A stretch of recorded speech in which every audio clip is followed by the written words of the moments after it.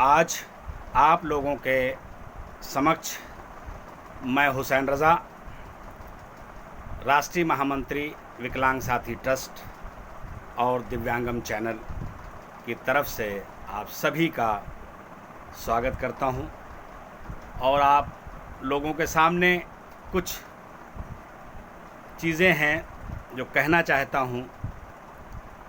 और हमारे राष्ट्रीय अध्यक्ष विष्णुकांत मिश्र जी का आदेश था, तो उसका पालन हमें करना पड़ा और साथ ही मैं आप लोगों से कुछ बातों पर चर्चा करूंगा। ज़रूरी बात यह है कि तकरीबन लगभग 1 साल से ऊपर हो गया है हम लोग कोरोना की महामारी से जूझ रहे हैं और हमारी सरकार ने बहुत काम किए हैं। आजकल वैक्सीन लग रही है, जगह जगह कैंप लगे हुए हैं, मैंने भी लगवाया है और उम्मीद है कि आप सब लोग वैक्सीन का टीका ज़रूर लगवाएंगे। और साथ ही मैं आप लोगों से ये भी गुजारिश करना चाहूँगा कि इस महामारी में काफ़ी लोगों ने अपनों को खोया है, काफ़ी लोग परेशान हैं, सबका कारोबार ख़त्म हो गया है। हर आदमी इस बात को लेकर परेशान है कि वो अपने कारोबार को दोबारा कैसे खड़ा करे। साथ ही मैं ये भी कहना चाहूँगा, कोरोना जैसी महामारी अभी ख़त्म नहीं हुई है, कम ज़रूर हुई है, तो इसका हम सबको ध्यान रखना पड़ेगा। मास्क, जब भी घर से बाहर निकलें मास्क ज़रूर लगाएं, सैनिटाइज़र का इस्तेमाल करें और एक दूरी बनाकर रखें। जिस तरीके से लॉकडाउन खुला, बाज़ारों में भीड़, सड़कों पे भीड़ इकट्ठा हो रही है, ये नहीं होनी चाहिए। लोगों को एक सामाजिक दूरी बना के रखना पड़ेगा, खुद ही जागरूक होना पड़ेगा, हमको खुद को जागरूक होना पड़ेगा और इस महामारी से बचने के लिए हम सबको ध्यान रखना होगा, एक दूसरे का ध्यान रखना होगा और सभी लोग इस बात का ध्यान रखें, जागरूक हों, अपने लोगों को बताएं और लोगों को जागरूक करें कि इस महामारी से बचने के लिए क्या क्या उपाय करने चाहिए। और साथ ही अभी पिछला हफ्ता 21 जून एक योग दिवस के रूप में मनाया गया। पूरी दुनिया में लोगों ने योग किया और योग से हम अपनी सेहत को सही रख सकते हैं। हमारे चैनल पे भी योग का कार्यक्रम दिखाया गया और मेरे एक आग्रह पे, एक विनंती पे डॉक्टर दीनानाथ राय साहब ने, जो मेरे बड़े भाई, मेरे गुरु रहे हैं, उन्होंने मेरे एक आग्रह पे तुरंत हाजिर हुए। कोरोना के ऊपर, योग के ऊपर उन्होंने बहुत सारी बातें हम सबको बताई, जिससे हम लोग अपनी सेहत को ठीक रख सकते हैं। हम सभी लोग, चाहे दिव्यांग हों, सकलांग हों, कोई भी आदमी, महिलाएं हों, पुरुष हों, सभी लोगों के लिए उन्होंने अलग अलग कुछ आसन बताए कि हम लोग उसको करें और अपनी सेहत को ठीक से रखें। और डॉक्टर दीनानाथ राय साहब ने पूरी दुनिया में योग का प्रचार प्रसार किया है। बड़े बड़े शहरों में, देश के काफ़ी राज्यों में, काफ़ी शहरों में, दुनिया के बड़े बड़े अमेरिका जैसे शहरों में योग पर प्रवचन दिए हैं और उन्होंने काफ़ी किताबें लिखी हैं। मैंने भी बहुत सारी किताबें उनकी देखी हैं। करीब 30 किताबें ऐसी हैं जो बहुत प्रचलित हैं मार्केट में उपलब्ध हैं, आप लोग देख सकते हैं, पढ़ सकते हैं, उसका फ़ायदा उठा सकते हैं। और डॉक्टर दीनानाथ राय साहब किंग जॉर्ज मेडिकल कॉलेज से मानसिक विभाग से रिटायर हुए हैं और अब जो है उनका एक कुंडलिनी योगा रिसर्च इंस्टीट्यूट है, जो पक्के पुल पे एक उनका आश्रम भी है, लोगों को योग सिखाते हैं और इस तरीके से काफ़ी काम कर रहे हैं। और साथ ही मैं आप लोगों को कुछ बातें हैं जो बताना चाहता हूं कि आप लोग जिस तरीके से कुछ समस्याएं लोग मिलते हैं मुझसे, दिव्यांग मिलते हैं, अपनी समस्याएं बताते हैं। कुछ समस्याएं बहुत ज़्यादा आ रही हैं लोगों के सामने, जैसे यूडीआईडी कार्ड है। यूडीआईडी कार्ड बनवाने के लिए सरकार ने एक योजना बनाई है, अच्छी चीज़ है, बहुत अच्छी चीज़ है, मैंने भी बनवाया है, मगर उसमें कुछ दिक्कतें आती हैं, जबकि बहुत आसान है। ऑनलाइन अप्लाई करिए, इसमें सिर्फ आधार और आपका विकलांग प्रमाण पत्र जो सीएमओ द्वारा जारी किया जाता है, आपका एक फ़ोटो, सिग्नेचर, ब्लड ग्रुप क्या है आपका, सिर्फ इन चीज़ों की जानकारी मांगी जाती है। वो आप ले जाएं, किसी भी साइबर कैफ़े से अप्लाई करें। मगर अप्लाई तो हो जाता है, समस्या कुछ लोगों के सामने आती है कि अप्लाई करने के बाद उसकी कॉपी सीएमओ ऑफिस में जमा करनी पड़ती है। उसके लिए दिव्यांगों को परेशानी का सामना करना पड़ता है। कई बार जाते हैं, वहाँ पर नहीं जमा हो पाता है, दिक्कतें आ रही हैं, परेशान हो रहे हैं लोग। इसलिए मेरी सरकार से सीएमओ ऑफिस में मौजूद जो हमारे अधिकारी हैं, हमारे मुख्य चिकित्सा अधिकारी साहब हैं, उम्मीद करता हूं कि एक ऐसा व्हाट्सएप नंबर जारी कर दें जिस पे दिव्यांग अपना यूडीआईडी कार्ड, जो ज़रूरी है, सभी के लिए ज़रूरी है, बनवाना है।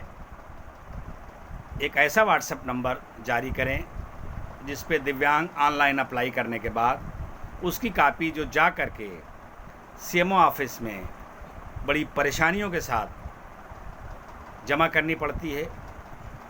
कई बार जाना पड़ता है लोगों को, नहीं हो पाता है काम, परेशान होते हैं लोग, तो घर से ही उस रसीद की कॉपी व्हाट्सएप पर भेज दें, वहाँ पर वेरिफिकेशन हो जाएगा।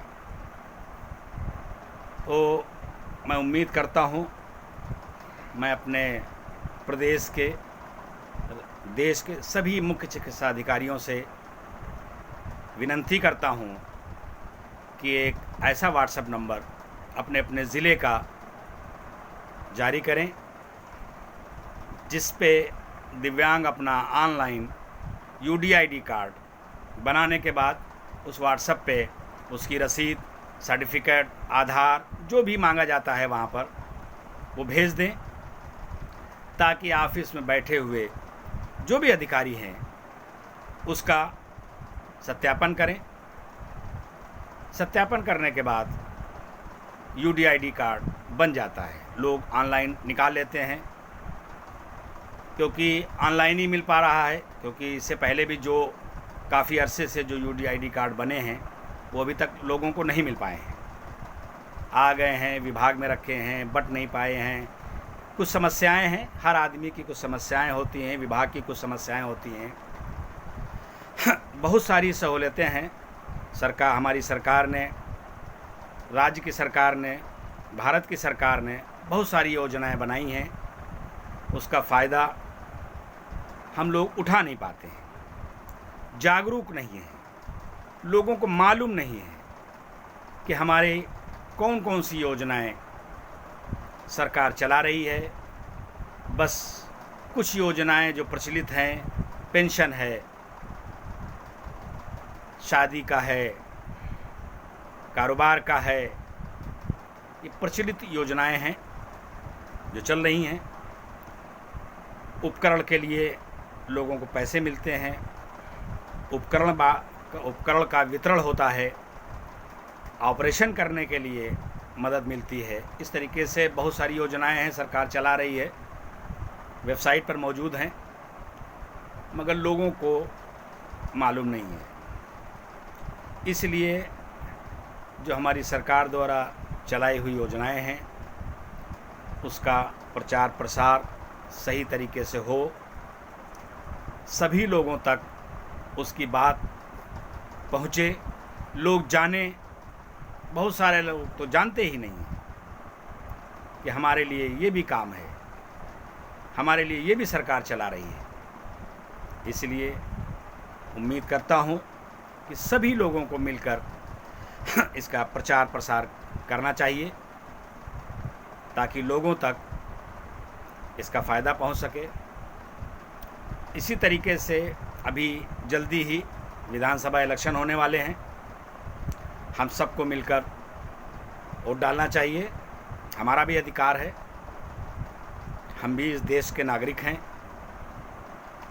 मगर कुछ बातें हैं जो जैसे विधायक लोगों को, सांसद लोगों को जो निधि मिलती है उसका कुछ हिस्सा हम जैसे दिव्यांगों का भी है, मगर वो सही तरीके से खर्च नहीं हो पा रहा है, नहीं होता है। कुछ लोगों को मालूम ही नहीं है। कुछ हमारे विधायक भाइयों को, सांसद भाइयों को, बहनों को ये बात का पता ही नहीं है कि इसका कुछ भाग, कुछ हिस्सा दिव्यांगों पे भी खर्च करना है। इसके लिए एक कोई गाइडलाइन जारी होनी चाहिए। जो दिव्यांगों का कोटा है, जो उनके हिस्से का पैसा है, उनके ऊपर खर्च किया जाना चाहिए। मैं उम्मीद करता हूँ कि जो हिस्सा विधायक या सांसद निधि में हम सब दिव्यांगों का है, अगर वो सही तरीके से खर्च कर दिया जाए तो हमें नहीं लगता किसी दिव्यांग को किसी समस्या का सामना करना पड़ेगा। उम्मीद करता हूँ कि हमारी सरकार, हमारे माननीय मुख्यमंत्री जी, हमारे माननीय प्रधानमंत्री जी इन बातों का ध्यान रखेंगे। उम्मीद करता हूँ कि इसका आदेश पारित करेंगे, इसकी एक गाइडलाइन जारी करें कि इसका जो भी हिस्सा है, जो भी सरकार ने बनाया है कि निधि से हर साल इतना पैसा दिव्यांगों पे खर्च होगा, तो वो दिव्यांगों पर खर्च होना चाहिए, न कि किसी और पे। उसकी जानकारी लेनी चाहिए, सभी लोगों को जागरूक होना चाहिए।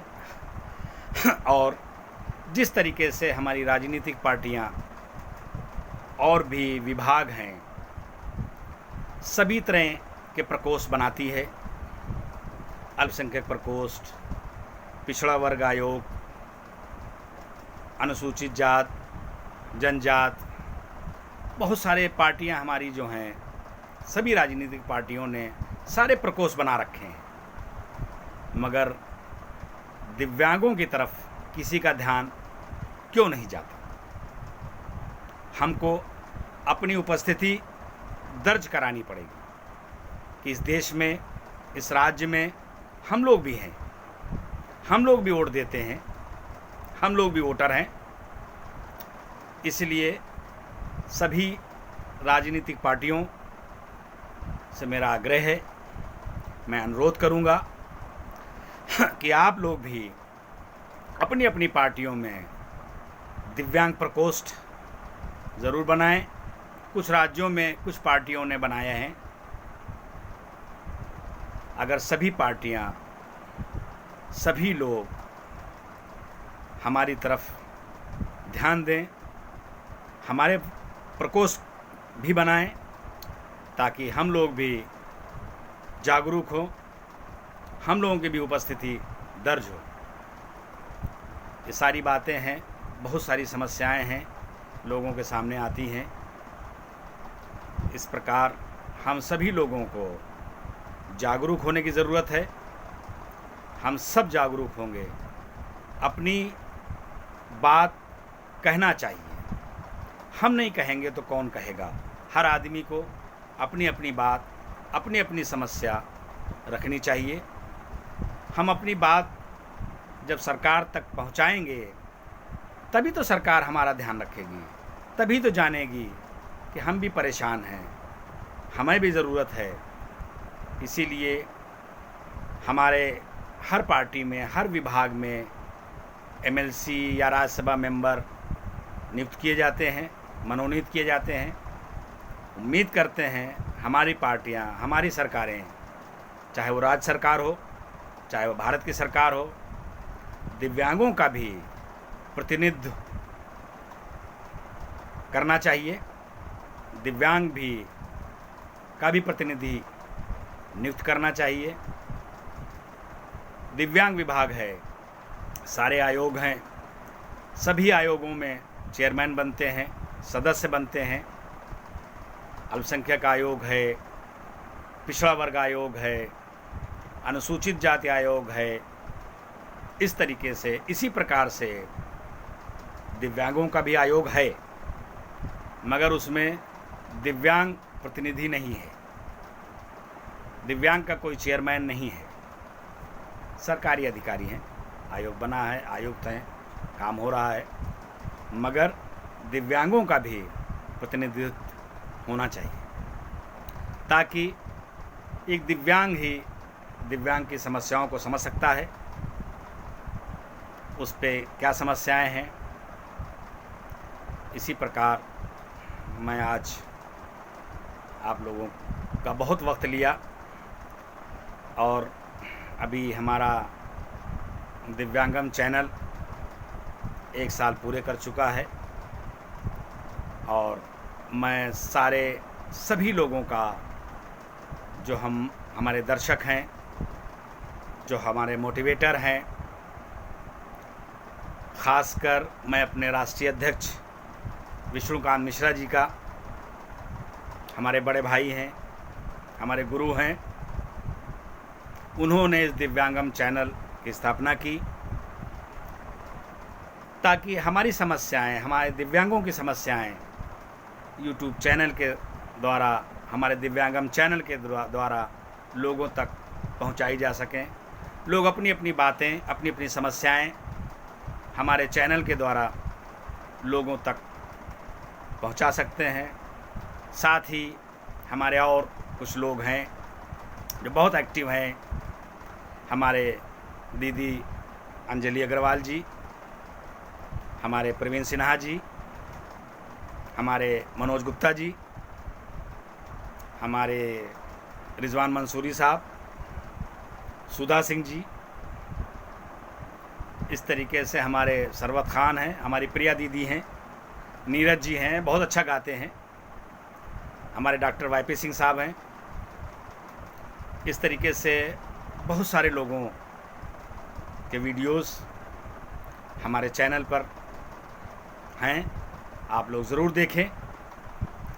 हर आदमी ने अपनी अपनी बात रखने की कोशिश की है, उसको सुने, समझें और आगे तक लोगों को पहुंचाएं। तो ज़रूर देखें, हमारे सारे वीडियो देखें।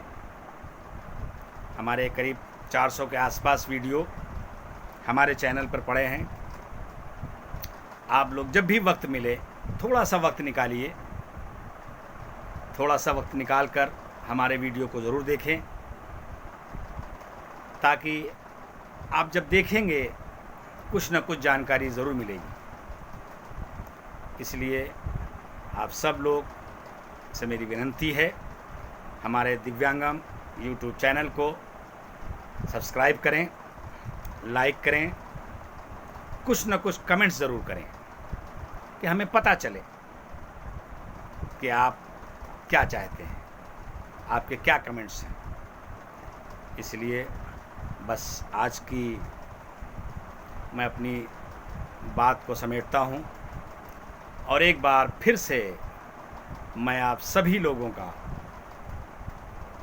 धन्यवाद करता हूँ, शुक्रिया अदा करता हूँ, दिल से, तहे दिल से सभी का शुक्रिया अदा करता हूँ कि आप लोग हमारे दिव्यांगम चैनल को लगातार देख रहे हैं, हमारे सभी लोगों का हौसला बढ़ा रहे हैं।